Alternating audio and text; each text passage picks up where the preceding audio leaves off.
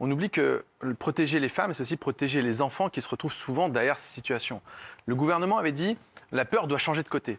Moi, je suis désolé, quand je vois ces mesures, je ne vois pas en quoi les agresseurs vont avoir peur. Un bracelet électronique, pourquoi pas? Karim l'a dit, il faut que les messieurs quittent le domicile et que si jamais ils s'en approchent, ils aillent en prison. Et qu'on arrête de mettre les vendeurs de shit en prison et qu'on mette des hommes qui tapent leurs femmes en prison et qu'on les fasse peur. Et que derrière, s'il le faut, parce que parfois, dans une difficulté financière, on prélève leur salaire pour que enfin la peur change de côté. Là, je trouve les mesures un peu particulières. On parle. Alors, moi, je suis médecin, je vous parlais de la levée du secret médical. Je suis très partagé sur ce point-là.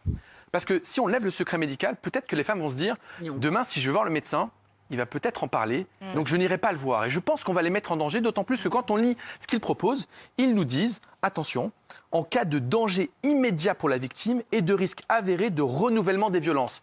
Qu'est-ce que c'est qu'un risque immédiat pour la victime? Une claque? C'est un risque de danger immédiat. Est-ce qu'on va dire que 3 points de suture, c'en est un? Dès le début, il faut signaler. Très compliqué de savoir. Et risque avéré de récidive, où est-ce qu'on va placer le curseur? Maintenant, on ne peut pas dire que le gouvernement est responsable des hommes qui tapent leurs femmes, c'est évident. Mais ils sont responsables de la sécurité des citoyens et c'est à eux de mettre les femmes de les protéger. Et il y a un volet qu'on oublie, c'est la prise en charge de l'alcool. Dans les 30 mesures, je les ai lues, il y en a une qui nous dit prévenir et prendre en charge les violences conjugales liées aux addictions.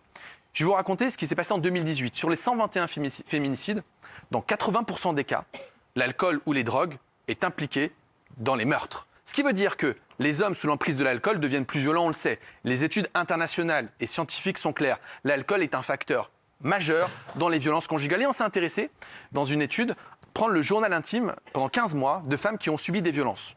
Et on s'est rendu compte que les jours où les hommes consomment de l'alcool, le risque d'agression physique est multiplié par 8.